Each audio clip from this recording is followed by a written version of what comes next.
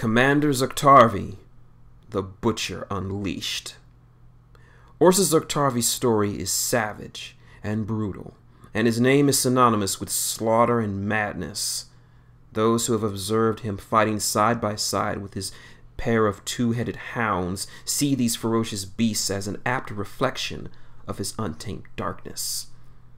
Though his patriotism is without question, its fanatical nature has caused him to turn on any he suspects of acting against his nation, a precarious standard, given that he is subject to delusions.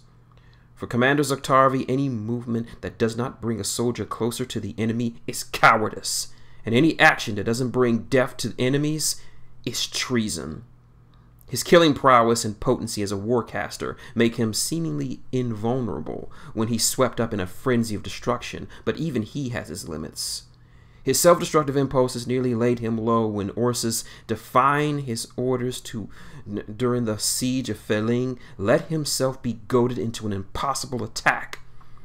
Outnumbered 100 to 1, he committed to an orgy of slaughter against the horrified defenders.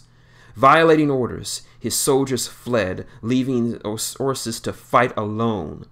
Beyond exhaustion and driven from the battlefield, he wandered off in a delirious haze, eventually collapsing in Eastern Ord.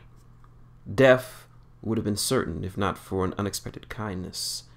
A young Auric servant girl found the unconscious giant and tended his wounds. She was repaid for her good deed with turmoil and chaos. When the butcher learned that she had been mistreated by her masters, he flew into a rage and demolished the estate where she worked at. Even at his most compassionate, Ursus Zoktaviir is a force of destruction. He plunged back into the Thornwood to return to the Khadoran army, the only place where he knew his purpose. His return through the Thornwood was a nightmare descent into the visions of his warped mind, exacerbated when he was immediately confronted with accusations of criminal misconduct. While walking the camp to quiet his thoughts, the butcher discovered a dog trainer about to put down a pair of Argus. Feeling a kinship with the beasts, Ursus saved them. Though his own companions might shun him, in these untamable beasts he found companionship and acceptance. In turn, the Argus gained an uncompromising master, every bit as fierce as they were. He had come to appreciate their unspoken loyalty when he feels unmoored and incapable of discerning friend from foe.